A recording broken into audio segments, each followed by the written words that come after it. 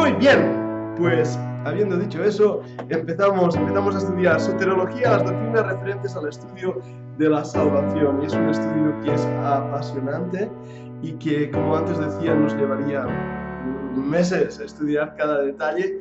En la teología sistemática ampliamos más que en doctrina. Cuando estudiamos doctrina en la Iglesia, hablamos de la justificación, hablamos de la redención, hablamos de la salvación por gracia y vamos estudiando todos de una manera, pues no me gusta decir superficial, pero sí resumida, más cuando estudiamos doctrina es algo más resumido.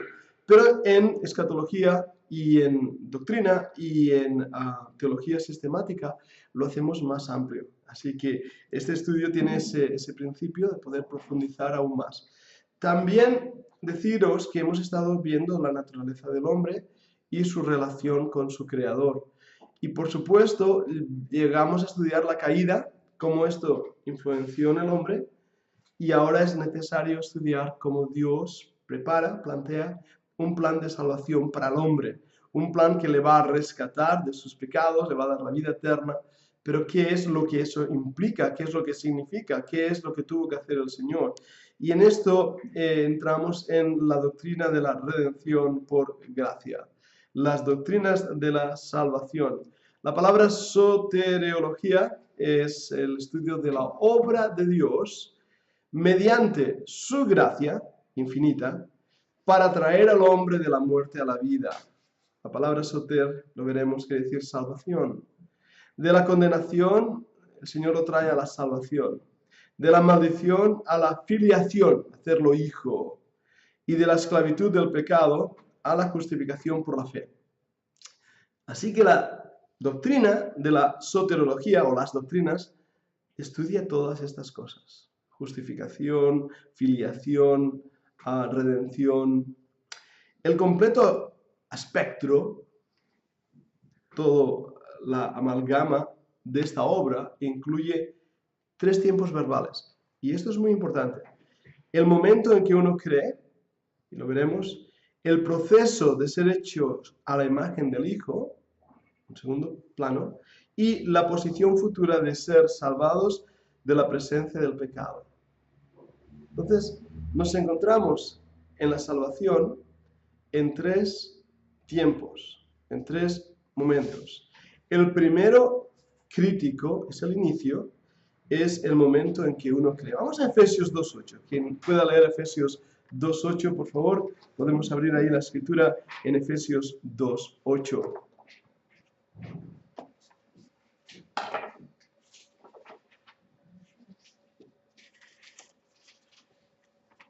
Porque por gracia sois salvos, por medio de la fe, y esto no de vosotros, pues es don de Dios. Ahora, los tiempos verbales en el griego son muy importantes, muy importantes. De hecho, algunas doctrinas se extraen a través de los tiempos verbales.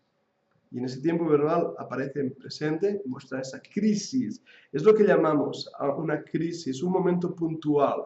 En el griego es un tiempo verbal auristo, se llama.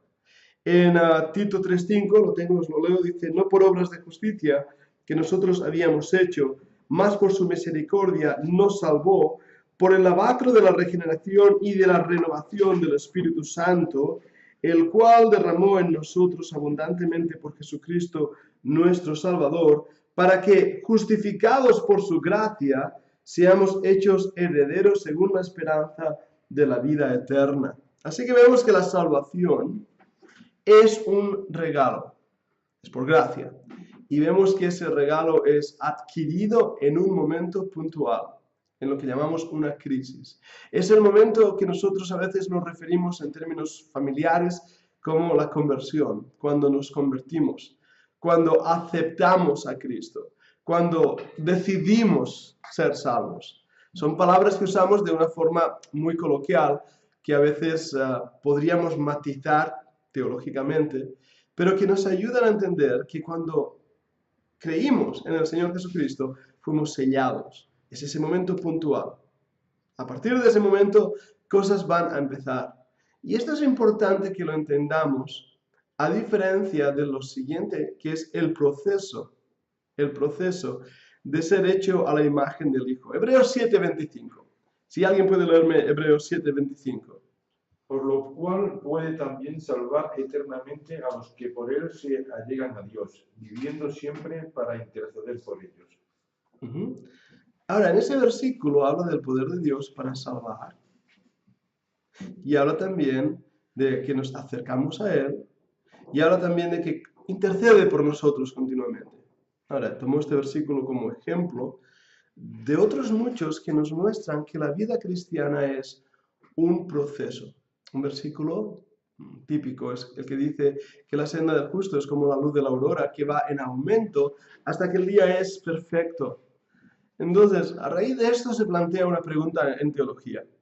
¿Es la salvación un acto puntual que acontece? ¿O tenemos que ir en un proceso salvífico de salvación para poder llegar a ser salvos en un momento dado? Ahora, nosotros creemos, basados en la palabra de Dios, que la salvación es puntual, en un instante, en un momento. Pero que a partir de ese momento, de ese instante, empieza un periodo de crecimiento espiritual, de cambios, de transformaciones. Y en ese aspecto es un proceso. ¿Lo veis? Para algunos es un proceso más rápido, para otros más lento. Para unos más largo, para otros más corto. Si alguien se muere después del mismo momento de haberse convertido, se va al cielo. No ha habido un proceso de perfeccionamiento. Pero a la vez, lo normal es que vivamos muchos años después de la conversión, uno va creciendo en el conocimiento de esa gracia que ya hemos adquirido. Y en ese aspecto, solamente en ese aspecto, es un proceso. ¿Me entendéis esto? La salvación está completa. Todo lo que yo necesitaba como creyente me fue dado en Cristo en el momento de mi conversión. Todo. Ahora, ese proceso va a ser cuando yo entiendo lo que he recibido, cuando yo crezco en Cristo, cuando yo voy dejando la carne y sus rudimentos, cuando yo voy dejando la leche espiritual y voy comiendo más, voy creciendo. También hay una cosa que es importante, y es que nuestra salvación no está completa. Ahora, un momento, dejadme explicar eso. Está completa en Cristo, pero todavía no hemos adquirido cosas que se nos darán en el futuro, en la eternidad. Por ejemplo, la redención de nuestro cuerpo, aún no hemos resucitado. Y en ese aspecto es una posición futura de ser salvados de la presencia del pecado. Es decir, ahora luchamos con el pecado, batallamos con el pecado. Ya tenemos la victoria sobre el pecado y la muerte, pero aún no la hemos poseído, adquirido, hasta que estemos delante de la presencia del Padre. Por eso hay promesas de nuestra salvación que se nos serán dadas en su fullness, como dicen en inglés, completamente cuando estemos delante del Señor. En Romanos 5, 9 al 10, ¿alguien puede leerme Romanos 5, del 9 al 10? Pues mucho más estando ya justificados en su sangre, por él seremos salvos de la ira. Porque si siendo enemigos fuimos reconciliados con Dios por la muerte de su Hijo, mucho más, estando reconciliados, seremos salvos por su vida. Amén. Buen versículo. Entonces vemos eso, que es importante que entendamos. La salvación es inmediata, no es un proceso. A la vez hay un proceso de crecimiento espiritual y a la vez, cuando estemos delante de la presencia del Señor, habremos adquirido todos los beneficios o bendiciones de la salvación. Ahora, nos lleva también a un pensamiento que es importante. La Biblia nos muestra 3 razones por las cuales Dios quiere salvarnos desde la fundación del mundo. Y lo vemos claramente que el Señor desde antes de la creación sabía quién iba a convertirse. Dios sabía quién iba a creer. Dios desde antes de la creación estableció un plan de salvación, un objetivo de salvación. Y ese plan eterno ha llevado a los teólogos a discutir de cosas que a veces no sabemos, pero que podemos imaginar. Por ejemplo, se habla del pacto de gracia, que es ese acuerdo que el Padre y el Hijo y el Espíritu Santo hicieron para salvar al hombre. Ahora, la Biblia no nos dice nada de esto. Podemos inferir por algunos versículos y podemos pensar que sí, que hubo un momento en que en el seno de la Trinidad se determinó este plan de salvación. Pero, como siempre digo, una cosa es inferir y pensar lo que nos imaginamos y otra es lo que la Biblia dice. ¿Entendéis lo que quiero decir? Y la Biblia en este aspecto dice bien poco. Sabemos que desde antes de la fundación del mundo, Dios determina salvar al hombre. Sabemos que hemos sido escogidos en Él, y eso es importante, escogidos en Él desde antes de la fundación del mundo. Pero ¿qué hablaron? ¿Cómo determinaron? ¿Qué acuerdos llegaron? Eso no lo sabemos. Eso no lo sabemos. Un amor que no puede ser descrito, es lo que nos habla la Biblia. Juan 3:16 dice: de tal manera amó Dios al mundo, lo sabéis de memoria. Y es muy importante que veamos lo que la Biblia dice, no lo que los sistemas de teología dicen.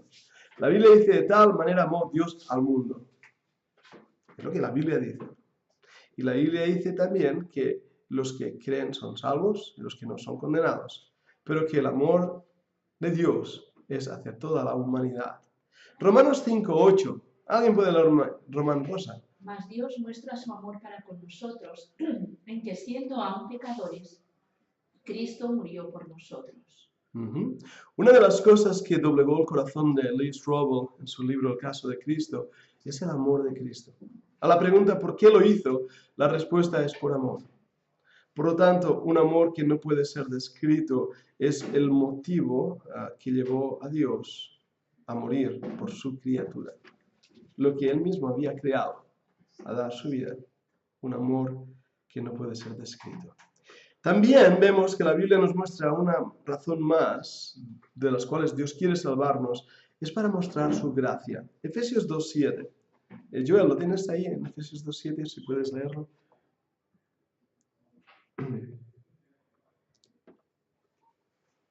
Para mostrar en el siglo venidero las abundantes riquezas de su gracia y su bondad para con nosotros en Cristo Jesús. O sea que Dios planifica la salvación del hombre para mostrar su gracia.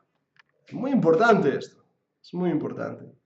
Pero ahora el tercer punto es para mostrar su gloria. Y esto es muy importante.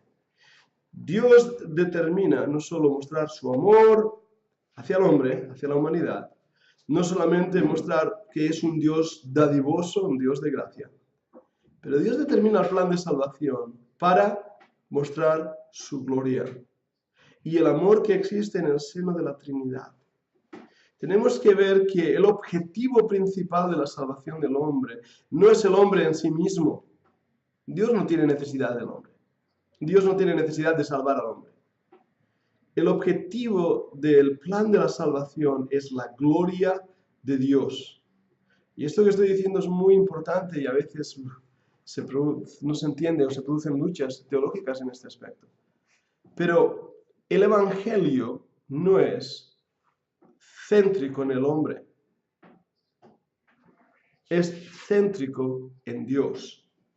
El Evangelio se centra en la gloria de Dios, en el objetivo de poder mostrar quién es Dios, cómo es Dios y gozarse en sí mismo. No es el caso, gracias al Señor, pero si aún un solo hombre no hubiera sido salvado, igualmente el objetivo se hubiera cumplido.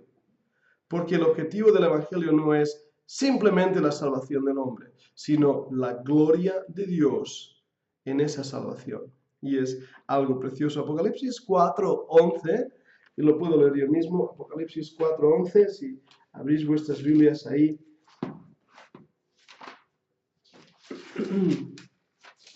Apocalipsis 4 y versículo 11. Señor, digno eres de recibir gloria y honra y virtud, porque tú creaste todas las cosas y por tu voluntad tienen ser y fueron creadas. ¿Lo veis? El Señor crea con un objetivo y Él es digno de toda gloria. Así que sigamos avanzando. En Mateo 7, 21 a 23, si no predicamos la palabra de Dios, puede guiarnos hacia la impresión incorrecta en cuanto a la salvación. Fallar en nuestra responsabilidad de compartir el Evangelio nos empuja hacia una irresponsabilidad delante de Dios. ¿Y a qué nos referimos? A Mateo 7, 21. Rosa, ¿lo tienes por decir? Sí. No todo el que me dice, Señor, Señor, entrará en el reino de los cielos, sino el que hace la voluntad de mi Padre que está en los cielos. Muchos me dirán en aquel día, Señor, Señor, ¿no profetizamos en tu nombre y en tu nombre echamos fuera demonios y en tu nombre hicimos muchos milagros? Y entonces les declararé, Nunca os conocí, apartaos de mí, hacedores de maldad. Mirad también en Romanos 10:13, lo leo, dice, porque todo aquel que invocar el nombre del Señor será salvo. Fijaros la sencillez del Evangelio. Invocar, ser salvo. ¿Cómo pues invocarán a aquel en el cual no han creído? ¿Y cómo creerán en aquel de quien no han oído? ¿Y cómo oirán sin haber quien les predique? Ahora estos versículos son claves. ¿Y cómo predicarán, dice la palabra del Señor, si no fueran enviados? Una buena pregunta. Como está escrito, cuán hermosos son los pies de los que anuncian el Evangelio de la paz, de los que anuncian el Evangelio de los bienes. Dios ha determinado la locura de la predicación para la proclamación del Evangelio. Dios no ha enviado ángeles a predicar. Dios ha enviado hombres. Dios nos ha puesto en nuestros hombros la responsabilidad de dar las buenas nuevas de salvación. Y son sencillas. El que me invocare será salvo. Ahora, a diferencia de esto, habla de algunos que me dirán aquel día, Señor, Señor, ¿no hacemos esto y aquello en tu nombre? El Señor les dirá, nunca os conocí. Una vez más, la idea se establece en la Biblia. Somos salvos por gracia, no por las obras, sino por una confianza absoluta en la obra que Cristo hizo en la cruz. Sin embargo, debemos recordar también que es Dios quien salva las almas. Muchas veces he oído a predicadores, a pastores decir, ganadores de almas, somos ganadores de almas. Solo Dios salva las almas. Nuestra responsabilidad es predicar el Evangelio. Dios no nos va a preguntar cuántos se han convertido, cuántos hemos bautizado, ¿verdad? ¿Cuántas personas hay en nuestros locales, en nuestras iglesias? Los números que tanto a veces presumen los hombres no sirven de nada. Dios es el único ganador de almas. Eso yo una vez, hablando en una iglesia en Nueva York, a alguien, estamos intentando levantar sostenimiento y explicando lo que hacíamos, y un pastor nos dijo, bueno, yo solo sostengo a misioneros que trabajan, que por lo menos salvan, no sé si me dijo 3 almas al día o algo así, una exageración. Y yo me lo quedé mirando y pensé, pues no nos vas a sostener a nosotros, porque ignoras lo que es la obra de Dios en España. Y realmente eso también es lo que veo, ¿no? Gente que piensa que tomar una decisión es ser salvo, es decir, como vender enciclopedias, ¿no? Yo veo ahí a los testigos de Jehová cada lunes, a veces los veo ahí en la plaza, y ellos están ahí, no hablan con nadie, simplemente cubren horas. Eso no es predicar el Evangelio, es entender la responsabilidad de hablar a otros y dejar que Dios haga, porque Él es el ganador de almas. Nuestra responsabilidad, dice nuestras notas, van acompañada de la soberanía de Dios, pues somos responsables ante un Dios soberano. Nosotros tenemos que predicar, pero solo Dios puede salvar. Dios es el único ganador de almas. Cristo es sacerdote, profeta y rey. Él es el único sumo sacerdote, no nosotros. Él es el único realmente capacitado para trabajar con el problema del pecado, el Señor Jesucristo. El pecado de Adán requirió la intervención de la misericordia divina. Adán no podía hacer nada en absoluto para salir del lío en que se había metido. No podía hacer nada para librarse de la muerte. La condenación ya estaba establecida. El pecado produce la muerte. La Biblia registra 3 tipos de muerte que se establecieron ahí en Edén. La física, la espiritual y la eterna. Física, y lo hemos dicho, no murieron en absoluto, pero inmediatamente, pero empezaron a morir. Espiritualmente fue inmediato, separación de Dios y eterna. En Apocalipsis le llama la muerte segunda, separado eternamente de Dios. Y el infierno no es algo simbólico, no es un invento, no es algo para asustarnos, es muy real, está en la Biblia. Ahora, tanto la culpabilidad como la polución fueron el resultado de esta caída. ¿Y por qué hago esas palabras, culpabilidad y polución? ¿Qué es esto? ¿Soy yo culpable del pecado de Adán? No. Yo soy culpable de mis pecados. ¿Yo qué culpa tengo de lo que hizo él? Pero lo que hacemos afecta a los que nos rodean. Lo que hizo Adán, él es el único culpable. Pero su contaminación, su polución, el resultado de su decisión pasó a todos los hombres y todos pecaron. ¿Veis esto? Entonces, aunque Dios no me juzgará por el pecado de Adán, no me va a decir, mira lo que hizo Adán, te castigo, sino me va a castigar por mi pecado. La Biblia enseña que en Adán todos pecamos. A esto se le llama la teoría federal de la cabeza. Lo que el padre de familia hizo de la humanidad afectó a toda la familia. Él es el responsable y además todos nosotros, descendientes de Adán, estábamos en Adán genealógicamente. La simiente de Adán, igual que la simiente de Abraham, somos todos nosotros. Por lo tanto, en él pecamos. Cuando digo simiente de Abraham, no me refiero en cuanto a la carne, sino en cuanto a los hijos de la fe. Otra cosa, Adán murió espiritualmente y empezó a morir físicamente. En el hebreo podríamos traducir muriendo, moriréis, es la palabra que dice ahí. Sin embargo, la muerte del Redentor otorgó la salvación de la muerte física y de la muerte eterna. Me encantan las palabras de Shakespeare. Él dijo, muerte, un muerto te entierra. Muy buena, muy buen pensamiento.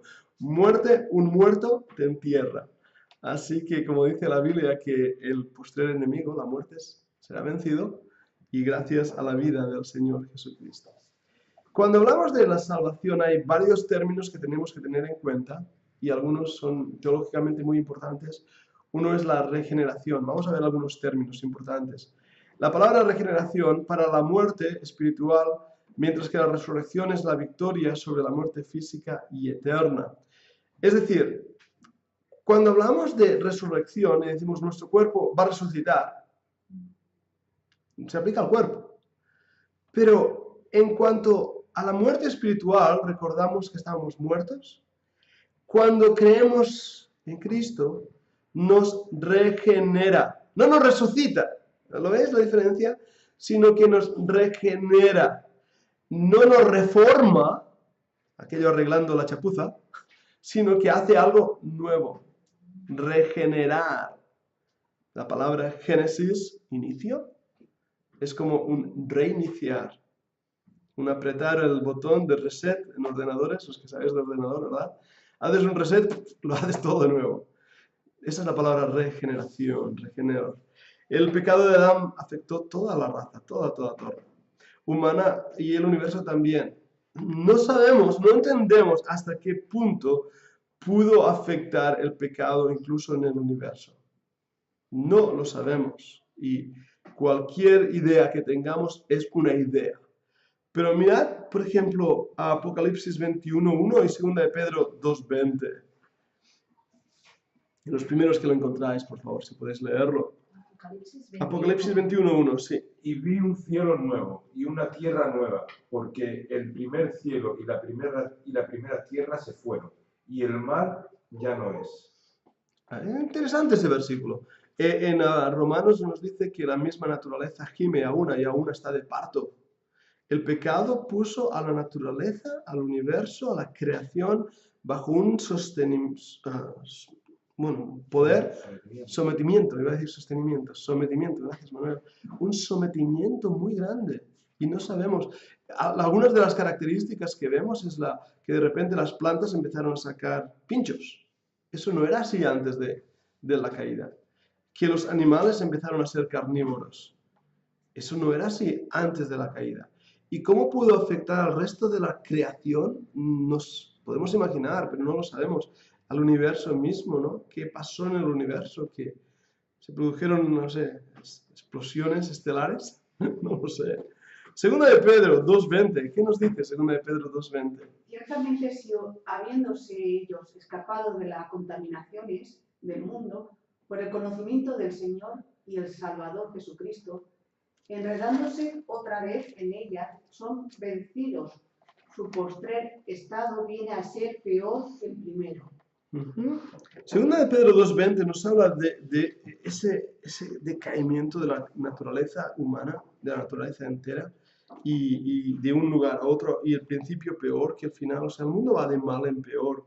En Génesis 3:15 dice, y enemistad pondré entre ti y la mujer, y entre tu simiente y la simiente suya. Recordad que este es el protoevangelio, este versículo. Dios tenía un plan. Dios tenía un plan para la creación y para el hombre, pero ese plan fue truncado fue roto. Y Dios tenía otro plan, el plan de la redención, porque Él ya lo sabía. Como siempre digo, la única palabra que no existe en el vocabulario de Dios es la palabra ups. Dios nunca se equivoca. Dios sabe lo que hace. Y Él sabía que iba a haber una confrontación entre Cristo y Satanás y iba a haber pecado. Cuando hablamos de soterología, de salvación, hablamos de algunas palabras que son las que os voy a presentar. Y no sé si hay una pregunta de este punto que he dado, ¿no? Vale. Entonces voy a presentar estas palabras, están transcritas al castellano, que vienen del griego, la palabra sozo, quiere decir salvar, soter o sotería, soter, que quiere decir salvador. Son palabras del griego clásico, llamado también griego ático, pero que aparece también en el griego koiné, o griego de la gente normal, de la calle. Significa hacer que algo sea sanado, darle vida. Eso es lo que quiere decir soter. Salvar, pero es sanar. Y por eso es que en la versión antigua, la 1909, si habéis leído, a veces habla de que nos ha sanado de nuestro pecado. Y esta palabra en la versión antigua tuvo que ser cambiada al castellano para ser entendida en nuestro tiempo, porque sobre todo debido al carismatismo, muchos dicen, cuando uno es creyente ya no puede tener enfermedades. No, no es esa la palabra. La palabra griega tiene el significado de sanar a un enfermo. Pero la palabra teológicamente hablando tiene el significado de salvarnos, de rescatarnos, de redimirnos. En cuanto a las personas, tenía el significado de salvar a alguien de la muerte, manteniéndolo vivo, como estar en la UBI y mantenerlo vivo. En la historia clásica encontramos que el término sozo fue usado para diferentes personas también. Básicamente se utilizaba como un héroe que salva a una persona de fallecer. Un hombre que salva a alguien, a lo mejor en la guerra, le salva la vida. Entonces esa persona que le salva la vida se convierte en un sozo, en un salvador. Y así el Señor Jesucristo recibirá el título de sozo, salvador. Una palabra interesante. Fijaros que en el griego hay 473 usos de esta palabra en la Septuaginta, que la Septuaginta es el Antiguo Testamento, la Biblia, el Antiguo Testamento en griego, que fue traducida del hebreo y el arameo al griego para poder ser entendido por los judíos helenistas que habían olvidado el hebreo. 278 veces aparece una traducción del hebreo Yashua, que quiere decir perseverar o salvar. La idea central de Yashua es el hecho de ser libertador de aquello que ata o esclaviza. Se usa muchas veces para referirse a escaparse con la ayuda del Señor, de Jehová. Porque Yashua no suena a Joshua en inglés, y Joshua es Josué, que quiere decir Jehová es mi salvación. ¿Veis? Ahí viene la idea, es salvarse de algo que estabas esclavo. En la Septuaginta, Dios es el único que recibe el nombre de Soter, y que tiene la facultad de salvar. Mirad Isaías 45:21, porque esto es muy interesante. Isaías 45:21 y también el 43:11. Vamos a ver esos dos pasajes, Isaías 45 y versículo 21. Si alguien lo tiene, por favor, puede leerlo. Proclamad y hacedlos acercarse y entren todos en consulta. ¿Quién hizo oír esto desde el principio y lo tiene dicho desde entonces, sino yo Jehová? Y no hay más Dios que yo, Dios justo y salvador, ningún otro fuera de mí. Y mira en 43:11, yo Jehová, y fuera de mí no hay quien salve.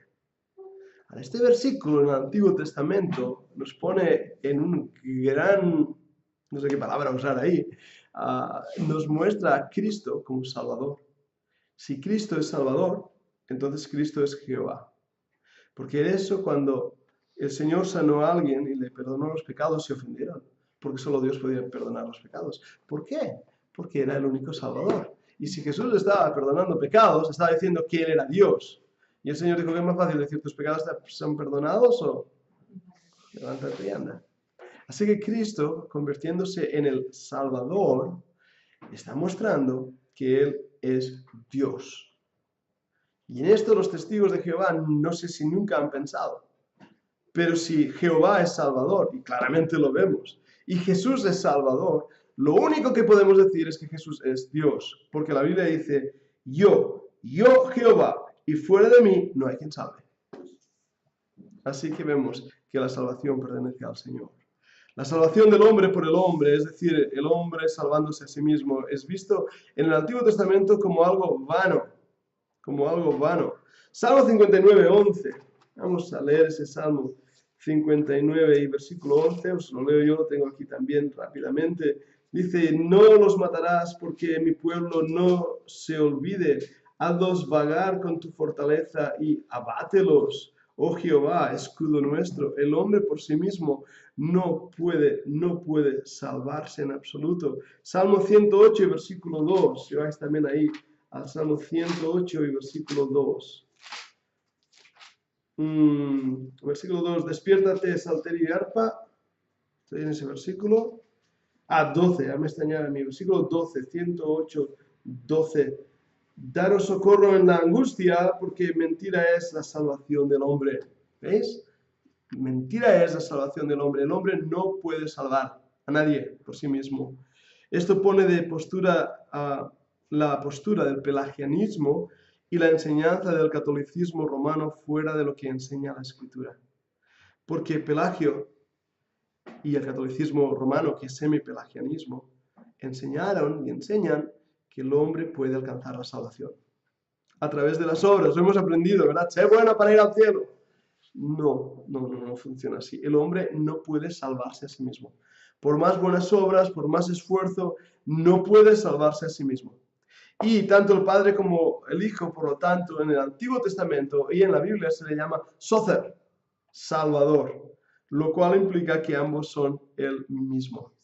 Ahora, ¿qué quiere decir salvación? Hemos dicho que quiere decir rescate, sacar a uno que iba a morir y rescatarle, sanarlo también, tiene ese sentido, ¿verdad que sí?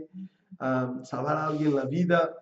Bueno, hay más. Una de ellas es la palabra justificación.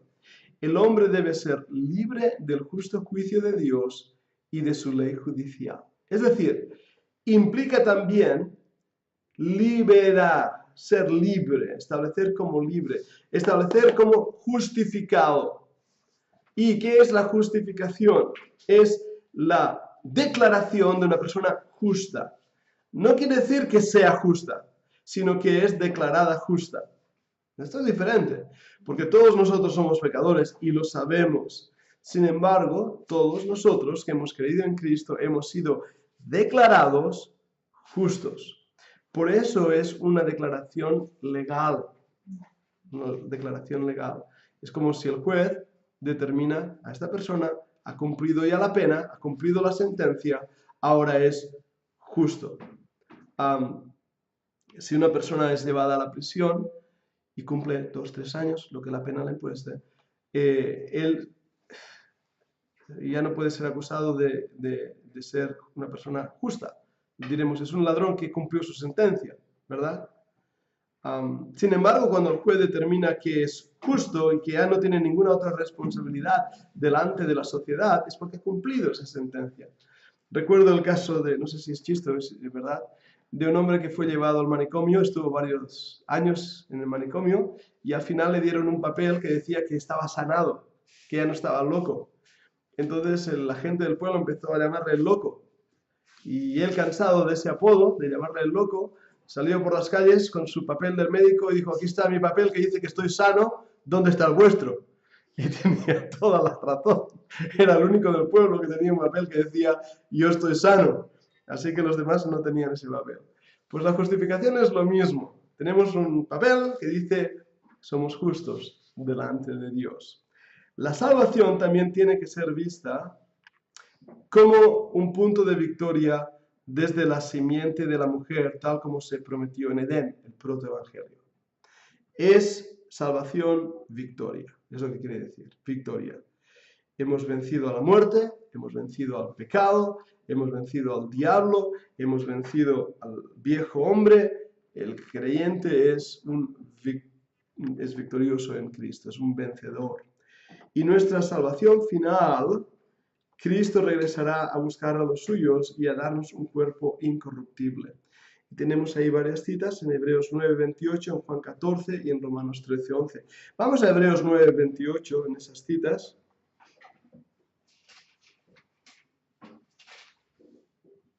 Sí, Hebreos 9:28, Rosa. Así también Cristo fue ofrecido una sola vez para llevar los pecados de muchos, y aparecerá por segunda vez sin relación con el pecado para salvar a los que le esperan. Y en Romanos 13:11. Ahora allí en Hebreos 9, fijaros que la segunda vez ya no será en relación al pecado. Esa obra ya terminó, ya ha sido finalizada su obra, ya no tienen una relación con el pecado, ahora es otro propósito su nueva aparición. Romanos 13:11. Pilar, ¿lo tienes? Sí, el 13:11.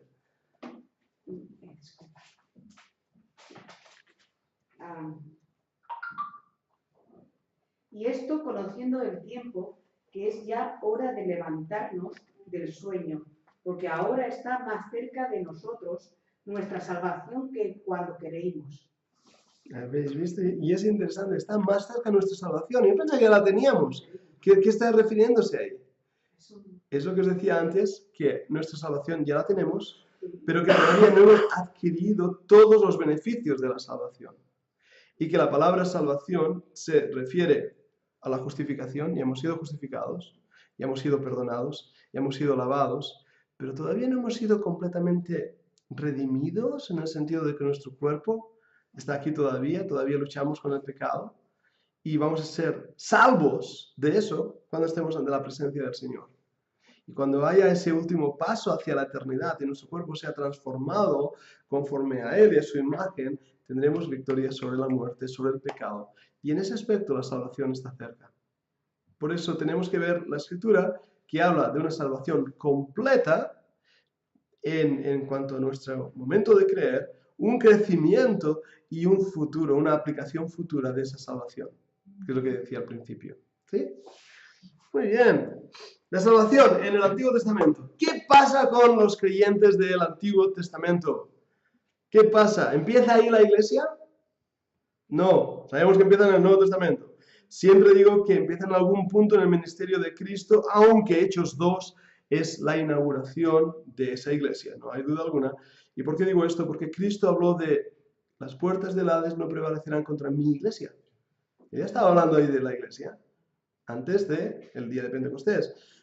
Así que podemos decir que el Señor estaba ahí preparando, pero como dispensacionalistas que somos, creemos que aún los evangelios están a caballo entre el Antiguo Testamento y el Nuevo, y que va a ser en el libro de Hechos la inauguración de la iglesia que empieza una nueva etapa. Cuando el Señor estuvo aquí en la tierra es cuando empezó a hacer su iglesia, inició la iglesia, sí, estando aquí. Sí, lo podríamos de esta manera. Por eso Elías es el último de los profetas del Antiguo Testamento. Y los apóstoles que empiezan a seguir al Señor y los discípulos que empiezan a seguir al Señor, esos van a ser los primeros de la iglesia. Los primeros de la iglesia. Pero en Hechos 2, cuando el Espíritu viene, es cuando es el sello en la iglesia. Pero ¿qué pasa con los santos del Antiguo Testamento? Y me gusta llamarle así los santos del Antiguo Testamento porque también eran creyentes y pertenecían al antiguo pacto y a la antigua dispensación. Fueron salvos de la misma manera que nosotros y bajo las mismas condiciones. Ahora, ¿qué quiere decir esto? El mismo Dios y el mismo Redentor ofrecieron el plan de salvación para ellos. La esencia y carácter de Dios no cambia. El plan de Dios no cambia. Lo sabemos, en Él no hay sombra de variación, Éxodo 3:6. Por la fe, un judío podía confiar en Jehová y en su promesa de que un día vendría el Redentor. Ellos tenían fe futura y comprendían el evento de la salvación mediante una fe futura en la obra redentora del Hijo de Dios. ¿Qué quiere decir esto? Vamos a intentar volver en el pasado. Un judío se acerca al templo con un corderito. El judío sabe que ha pecado y sabe que ha roto la ley de Dios. Así que debe ofrecer ese sacrificio para ser perdonado por sus pecados. Ahora, si lo hace de una manera mecánica y lo hace de una manera sin pensar en ello, es pura religión. Pero si ese judío piensa un día, el Cordero de Dios vendrá a morir por mis pecados, el Redentor nos librará de la esclavitud, nos librará del pecado, nos librará de la muerte, vendrá el Goel y me librará, y lo creo que un día vendrá. Era una fe futura. Y era una confianza de que ese corderito que estaba muriendo simbolizaba al Cristo que vendría. Por lo tanto, su fe es futura. Nuestra fe es pasada. No hace falta llevar un corderito porque el Cordero de Dios ya vino. Por lo tanto, somos salvos no por las obras, sino por la fe. Los judíos eran salvos por la fe que depositaban en aquellos símbolos y simbolismos del Mesías venidero. En los sacrificios. En los sacrificios. Los sacrificios eran sombras de lo porvenir. Los sacrificios eran tipologías de lo que iba a pasar de Cristo. Y por eso lo veían de una manera futura. Este cordero es inocente, este cordero es un sacrificio para aplacar la ira de Dios por mis pecados. Es inocente y muere por mi culpa. Un día vendrá el Redentor, el Goel, el pariente cercano, que es la traducción de Goel, para morir por mí, porque yo soy culpable.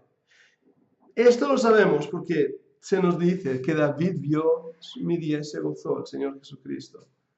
Y de Abraham y de Moisés, Cristo habló de que ellos sabían de que Él vendría a rescatar. Isaías 53 está en el Antiguo Testamento. Los profetas hablaron de Cristo como el gran Goel, el gran Redentor.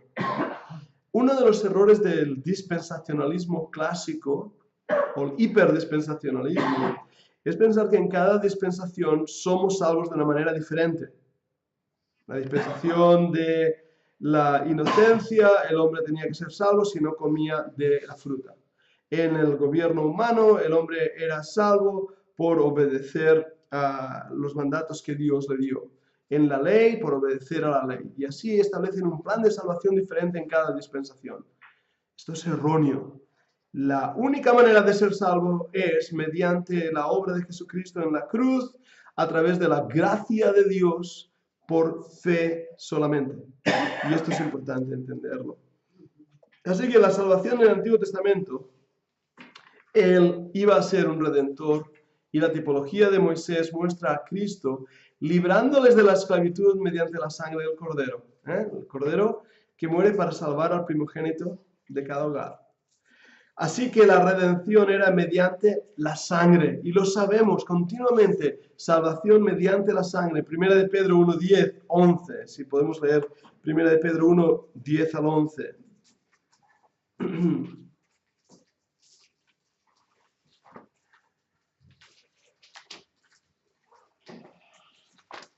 Por lo cual, hermanos, tanto más procurad hacer firme vuestra vocación y elección.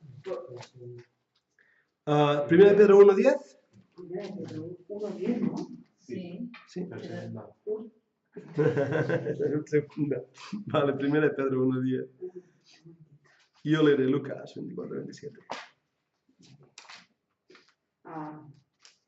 Los profetas que profetizaron de la gracia destinada a vosotros, inquirieron y diligentemente indagaron acerca de esta salvación, escudriñando qué persona y qué tiempo indicaba el Espíritu de Cristo, que estaba en ellos, el cual anunciaba de antemano los sufrimientos de Cristo y las glorias que vendrían tras ellos. ¿Has visto qué versículos? O sea, el Espíritu de Cristo que estaba en ellos. No está refiriéndose ahí al Espíritu Santo, que estaba sobre ellos, como en otros pasajes indica, sino que ellos tenían esa fe y ellos veían el futuro. de la obra de Cristo. En Lucas 24, 27, y comenzando desde Moisés y de todos los profetas, les declaraba en todas las Escrituras lo que de él decían. O sea, Cristo utilizó el Antiguo Testamento para mostrar lo que Moisés decía de él. Y las Escrituras, los escritos santos del Antiguo Testamento. Lo mismo, no leo ahí por falta de tiempo, Romanos 1, 2 y 1 Pedro 1, 10 al 11, Romanos 3, 21, 1 Corintios 10, 5, Hechos 2, 29 al 31, infinidad de pasajes, Hechos 3, 18, Juan 5, 46, Hechos 7, 52, Hechos 3, 18, 10, 43, 17, 3, pasajes que continuamente muestran que en el Antiguo Testamento la salvación por gracia y la redención y la esperanza en el futuro Mesías era establecida. Por lo tanto, es erróneo pensar que en el Antiguo Testamento había otro medio de salvación y que al ser otra dispensación, el modo en que la gente era salva era distinta de nuestra dispensación. ¿Sabéis? Eran salvos por fe en el Mesías prometido por fe. El vocabulario usado en el Antiguo Testamento para referirse a la salvación es el mismo que el usado en el Nuevo Testamento. Y esto es interesante, porque el vocabulario no contradice, es el mismo, Antiguo Testamento y Nuevo. En Deuteronomio 39, en Éxodo 32, utiliza la expresión corazón incircunciso. Engañoso es el corazón sobre todas las cosas. El problema del corazón, otro sinónimo para alma. Recordáis que hemos estado hablando del alma. Usa las mismas palabras como duros de cerviz e incircuncisos de corazón. Fijémonos que en el versículo 52 nos habla de aquellos que anunciaron de antemano la venida del justo, en el pasaje que hemos leído antes, ¿no? O sea que ya en el Antiguo Testamento habla del problema del corazón, habla de un corazón incircunciso. Y la circuncisión es un símbolo espiritual extraordinario. Era que la simiente del hombre pasa de generación en generación y con ella el pecado y con ella la muerte. Así que cortando el prepucio era como cortar de seco la simiente del hombre. Era un símbolo tremendo. Y el Señor Jesucristo fue circuncidado. Su sangre fue vertida en la circuncisión. Lo podemos pensar, pero esa sangre vertida en esa circuncisión no redime al hombre de sus pecados, sino que se convierte en el segundo Adán, el Señor Jesucristo, mostrando así la tipología de la Escritura. Más cosas. Pablo usa también la misma terminología en Colosenses 2 o en Romanos 2:28. Un judío verdadero es aquel que está circuncidado interiormente. La circuncisión era un símbolo exterior, es como el bautismo. Cuando nos bautizamos, estamos expresando el cambio operado en nuestro corazón. Pero el bautismo nos salva, es un símbolo. Lo mismo pasa con la circuncisión. El Espíritu de Dios estaba en el Antiguo Testamento, influenciando al creyente y obrando en el incrédulo. Esto lo sabemos, lo hemos hablado cuando hablábamos de neumatología del Espíritu Santo, que en el Antiguo Testamento está el Espíritu Santo. Él es Dios, es omnipresente, pero su trabajo en el corazón del hombre es diferente ahora que habita en el creyente. ¿Cómo podría el Antiguo Testamento dar la esperanza de ser santo sin la ayuda del Espíritu de Dios? Vamos a Levítico 19:2. Veréis a lo que me estoy refiriendo. 19:2. Habla a toda la congregación de los hijos de Israel y diles: santos seréis, porque santo soy yo, Jehová, vuestro Dios. Ahora, Dios está demandando de los judíos santidad. Continuamente, lo ves en el Antiguo Testamento. Cuando llegamos a Pedro, leemos: sed santos porque yo soy santo. Versículos como la santidad conviene a tu casa. Muy limpio eres de ojos para ver la maldad. Dios le dice a Israel: santificados porque mañana hará Dios con vosotros maravillas. La santidad es una exigencia para el creyente Nuevo Testamentario y Antiguo Testamentario. Pero esta santidad solo es producida cuando el Espíritu mora en el creyente del Nuevo Testamento e influencia al creyente en el Antiguo Testamento. ¿Sí? En el Antiguo Testamento la santidad no es la misma, bueno, no es igual que en el nuevo pacto, ¿no? Quiero decir que en el nuevo pacto el ser santo ya es obra el Espíritu en ti, pero en el Antiguo Testamento, al no estar el Espíritu Santo obrando en todos, no es la misma santidad, es decir, el hombre tiene que forzarse a ser santo. ¿Me entiendes lo que quiero decir? Sí, creo que sí. La realidad, Pilar, es que la expresión de esa santidad es diferente, pero el motor de esa santidad sigue siendo el Espíritu Santo, porque el hombre no puede por sí mismo ser santo. En el Antiguo Testamento lo que vemos es que el Espíritu Santo influencia a los hombres. En algunos casos les da dones o habilidades para poder servirle, como en el caso de la construcción del templo o del tabernáculo. Así que el Espíritu estaba influenciando a esos hombres. En el Nuevo Testamento el Espíritu Santo habita. Y ahora en el Nuevo Testamento va a hablar del fruto del Espíritu, que a medida que tenemos más relación y comunión con el Señor va fluyendo en nosotros. La expresividad de esa santidad es diferente. Nosotros no vamos vestidos con vestiduras blancas y tenemos en la frente la palabra Kodesh, santidad a Jehová, pero sí tenemos en el corazón. La expresión de esa santidad ha cambiado, pero sigue siendo el Espíritu quien administra esa santidad, si no el hombre no puede. Ahora, habiendo dicho eso, cuando Dios dice, sed santos porque yo soy santo, o en el Antiguo Testamento, en Levítico que hemos leído, Dios exige del hombre un esfuerzo. Por eso somos responsables de nuestros hechos.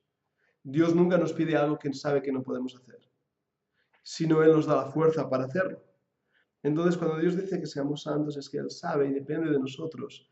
Y eso debe ser en el carácter, no es la manera de vestir, que sin duda alguna va a ser influenciada, pero no es como hablamos, sin duda alguna será influenciada.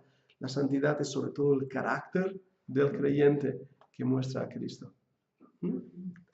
Bien, vale, podemos ver que el Espíritu de Dios también habitaba en el creyente en el Antiguo Testamento. Y esto es importante. Pero no estaba en todo tiempo en el creyente. Por eso voy con cuidadito. Recordad, Sansón, cuando el Espíritu venía sobre él, o cuando incluso sobre Saúl vino, hubo momentos en que el Espíritu habitó en creyentes y les hizo hacer ciertas cosas. Pero eran puntuales, no era siempre. En el Nuevo Testamento es continuamente, hemos recibido las arras, el sello, lo que estuvimos viendo del Espíritu Santo.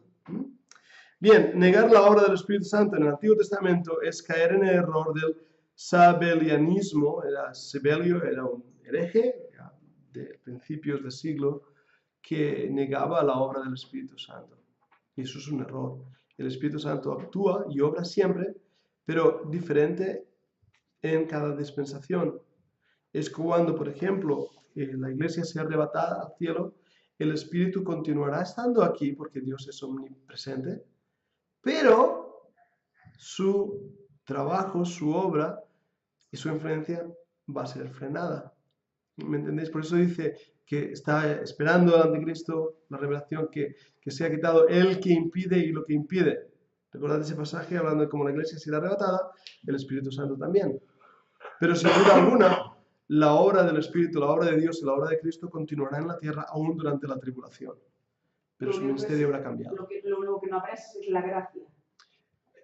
Vivir bajo la gracia. Sí, claro, porque estará en otra dispensación. No será la dispensación de la gracia, sino que la tribulación es el juicio de ese último punto en la tribulación, o esos 7 años de gran tribulación donde habrá juicios.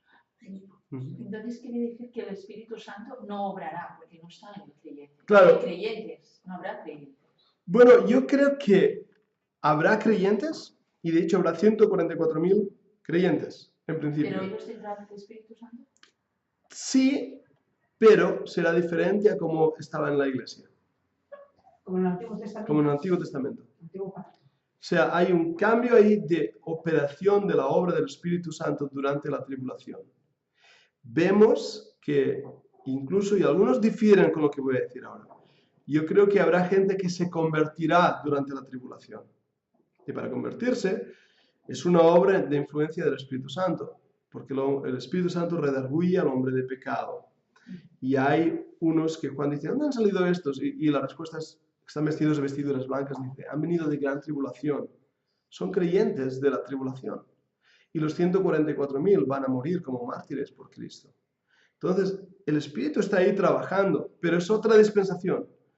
Entonces, y nos dice muy poco, Lo que vemos es que la influencia estará, la persuasión estará, pero el Espíritu ya no habitará en el creyente, sino como en el Antiguo Testamento estará obrando de maneras diferentes. Es lo que creo. He oído decir a algunos que dicen que no habrán conversiones durante la tribulación. Nadie se convertirá durante la tribulación. No, yo creo que sí que se van a convertir, pero la responsabilidad y respuesta va a ser diferente. La mayoría va a morir, van a ser martirizados. Y no serán conversiones como ahora, van a ser conversiones donde el bautismo sea de fuego, realmente, no de agua. Bueno, sigo, negar la obra del Espíritu Santo. El Antiguo Testamento es hebreanismo.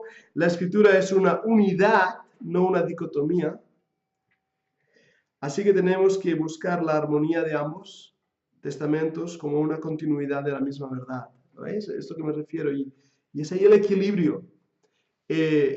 Tendemos como hombres a poner cosas en cajas. Dios lo une todo. El Antiguo Testamento es una unidad con el Nuevo, no es una dicotomía. Pero tenemos que ver las modulaciones de la obra de Dios en esa perspectiva. ¿Qué es la salvación? Subjetivamente, una experiencia. La salvación es una experiencia. Para cada uno de nosotros ha sido diferente. Unos lloran, otros no lloran. Unos simplemente dicen, Señor, creo, ya está. Es muy sencilla. Un niño de 4 años puede creer, un niño de 10 años puede creer. Un hombre que haya vivido y tenga ahora 80 años puede creer, un hombre muy malo puede creer, un hombre bueno puede creer. Es una experiencia subjetiva. Conversión y regeneración que incluyen arrepentimiento y fe, y esto es muy importante, y todo ello se produce en la parte interior del hombre. Es un cambio interno que influencia lo exterior. Ahora, objetivamente también, esta parte actúa como guarda para mantener los sentimientos subjetivos de una forma correcta. Ahora explicaré esto. Es andar a la luz de esa justificación, adopción, y tiene que ver con la relación entre el individuo y Dios. O sea, sí que es un sentimiento, pero es un sentimiento que también está aquí, que sabemos que actúa la voluntad, el conocimiento. O sea, no es simplemente que estás en una nube de sentidos y sentimientos y no sé qué. No, sabes que te has convertido. Eso implica la voluntad del hombre. Hay pruebas, ¿no? Claro, por eso dice objetivamente, porque ves un cambio de carácter, un cambio de deseos, un cambio de comportamiento, un cambio del habla. Hay cambios y la gente que te conocía antes se ve ahora y dice, uy, eres diferente, ¿qué te ha pasado? Y hay testimonios muy fuertes. Claro, depende de la persona, porque a un niño no le puedes pedir muchos cambios. Pero una persona que haya sido muy corrupta y de repente ahora se está comportando como un santo, dices, algo ha pasado ahí, gracias al Señor. Muy bien, pues dejando el tiempo y voy a avanzar rápidamente en esto. En el Ordo Salutes, el orden o el proceso de salvación. Y ahí está basado en Romanos. ¿Qué es el Ordo Salutes? Bien, ¿qué viene primero? La regeneración, el arrepentimiento, la fe, la salvación. Está compuesta de diferentes frutitos, voy a ponerlo como un raím, ¿verdad? Diferentes bolitas de uvas, pero todo es un fruto. Algunos han dicho primero va esto y esto y esto y esto y esto. Y en Romanos, Romanos 8:30 me parece que es. Vamos un momento a Romanos 8:30. Pensaba que había puesto ahí el versículo y no lo veo, así que tendré que ir un poco a la deriva en este aspecto. Romanos 8, versículo 30. Sí, dice, a los que predestinó, a estos también llamó, y a los que llamó, a estos también justificó, y a los que justificó, a estos también glorificó.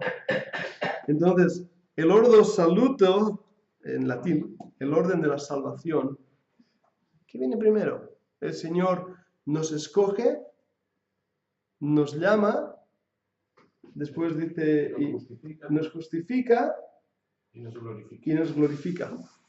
Entonces, estos son algunos pasos interesantes de la salvación. Pero ¿es este versículo lo que está diciendo esto? ¿O realmente esto no es un ordo salutos, sino es simplemente una explicación de la obra de redención en su complejidad y en su totalidad? Me explico. No existe realmente un orden en el proceso de la salvación. Todo acontece en un mismo instante, porque Dios está fuera de tiempo. Yo creo que el versículo da a entender eso, ¿no? Sí. Ahora somos nosotros que vivimos en el tiempo quienes desglosamos dicho orden para poder estudiarlo. ¿Entendéis? Por ejemplo, ¿que nos arrepentimos primero y tenemos fe después? ¿O tenemos fe y después nos arrepentimos?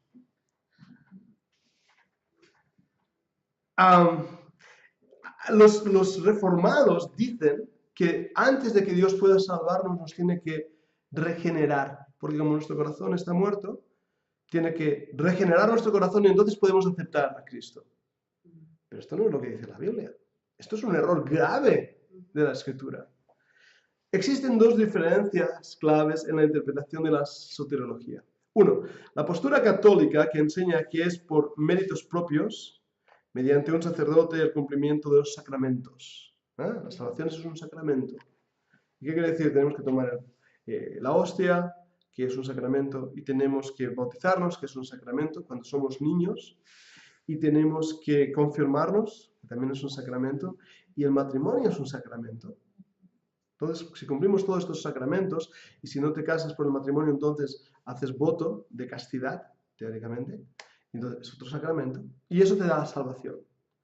O la postura que defendieron los reformados, y por supuesto los grupos pre-reformados, ya que la humanidad se encuentra en una depravación total, está incapacitado para encontrar a Dios y alcanzar la salvación. Esto lo creemos. El hombre por sí mismo no puede alcanzar la salvación. Dios, por lo tanto, debe intervenir para poder rescatar al hombre. La iniciativa la toma Dios. A este proceso, de esta manera, los calvinistas le dieron el nombre de el llamado efectivo o de la vocación. Esto es un acto de la gracia de Dios que invita al hombre y lo capacita para responder. Es lo que los calvinistas van a llamar el llamado irresistible. Ahora, a mí no me gusta poner la palabra irresistible ahí, porque la Biblia dice, todo el día extendí mi mano a un pueblo rebelde y contradictor. Y la Biblia varias veces muestra que el hombre se rebela en contra de Dios y resiste a Dios. Así que no me gusta poner ahí la llamado irresistible en el sentido que el calvinista dice que es arbitrario.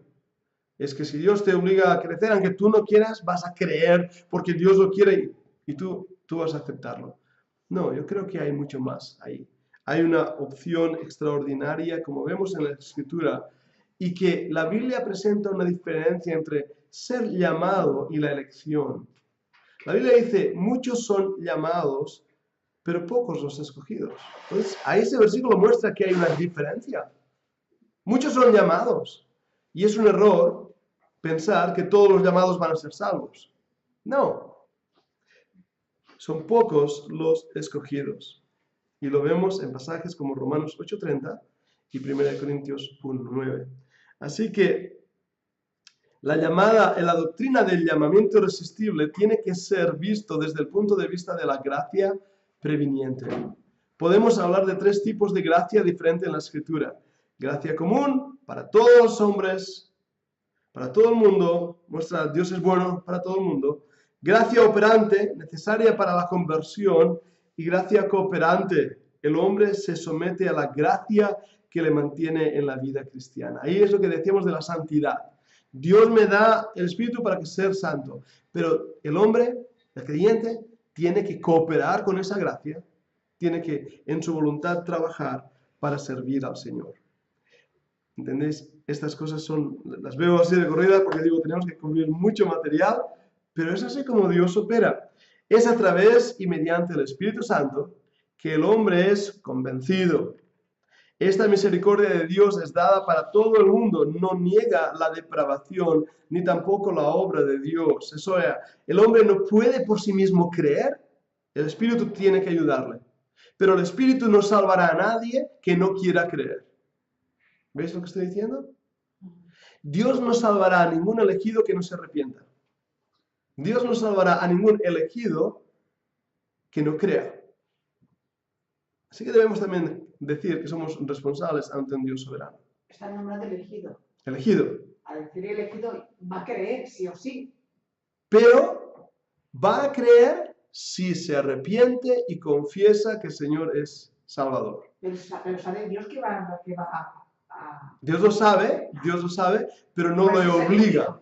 Sí, es que el problema de la elección, y esto es muy bueno lo que estás diciendo, que pensamos que elección quiere decir tú al cielo, tú al infierno, tú al cielo, tú al infierno. La palabra elección en los versículos que aparece tiene que ver con el propósito de Dios en nuestra salvación. Voy a ponerte este ejemplo. El rey está elegido para reinar. El rey está elegido para llevar una corona. El rey está elegido para gobernar un país.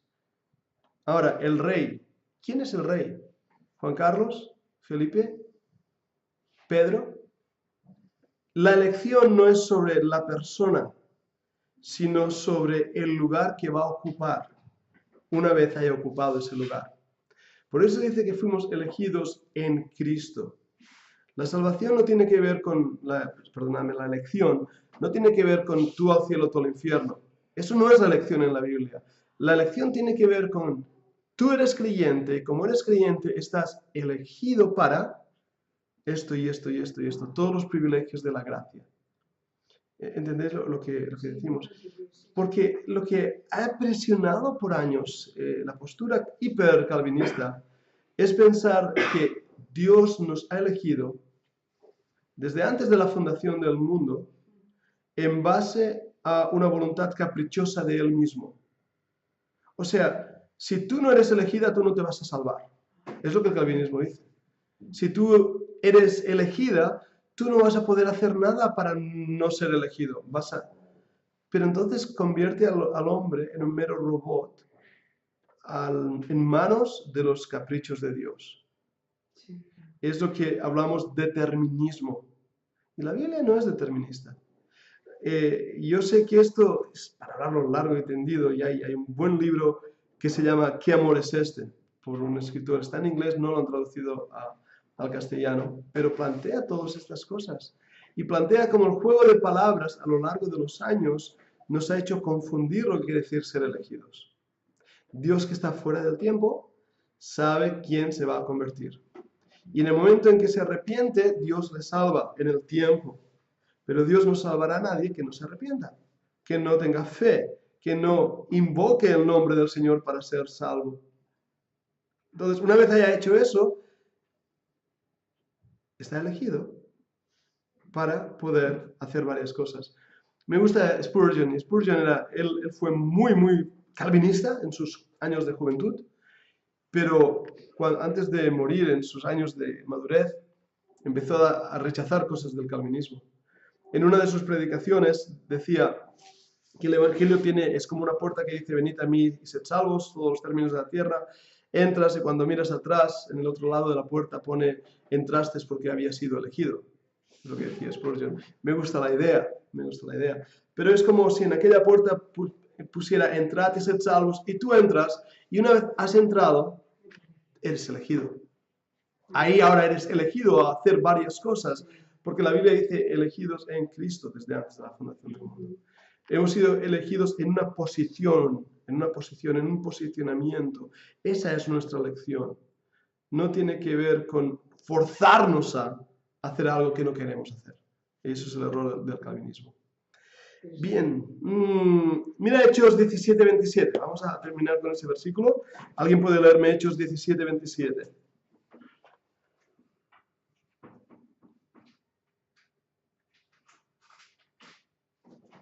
Hechos 17:27. Sí, pues sí. Para que busquen a Dios, si en alguna manera, palpando, puedan hallarle, aunque ciertamente no está lejos de cada uno de nosotros. ¿Es eso Biblia, ese versículo? ¿Es ese versículo Biblia? Sí, ¿verdad? ¿Y qué dice? Que busquen a Dios. ¿Y eso qué hace? Está llamando a la responsabilidad humana. La responsabilidad del hombre de buscar a Dios. Y dice que no está lejos de nosotros. Entonces, ese es un versículo, como otros muchos más que hay, que muestran la responsabilidad del hombre en cuanto a su salvación. Debemos buscar a Dios. La guerra entre la reforma calvinista, y no tanto Calvino, sino sus estudiantes. Arminio era calvinista, era seguidor de las enseñanzas de Calvino y vio cosas ahí que no le gustó y Arminio intentó guardar un poco de equilibrio y fueron los estudiantes de Arminio quienes llevaron las enseñanzas de Arminio demasiado lejos, creyendo en graves errores como pensar que la salvación se pierde o poniendo absoluta responsabilidad en el hombre en cuanto a la salvación y negando que el hombre realmente por él mismo no puede ser salvo. Entonces el arminianismo cayó en graves errores, pero el calvinismo también. Por eso tenemos que volver a una visión sin gafas teológicas de lo que la Biblia dice. Y la Biblia viene a decir que el hombre tiene la obligación de buscar a Dios, la obligación de arrepentirse, de confiar, de confesar, de acercarse a Dios, y a la vez como el hombre por sí mismo no puede, Dios le da, provee para él que lo pueda hacer, y la salvación es un regalo de gracia. Bien, interesante la clase. Déjame ver dónde estoy. Voy a dejarlo ahí y de esta manera podré tomarlo de nuevo en una próxima clase, en un buen repaso. Pues gracias al Señor por esta clase, sé que ha sido intensa, y vamos a terminar con una palabra de oración. Si Rosa, vos acabas tú.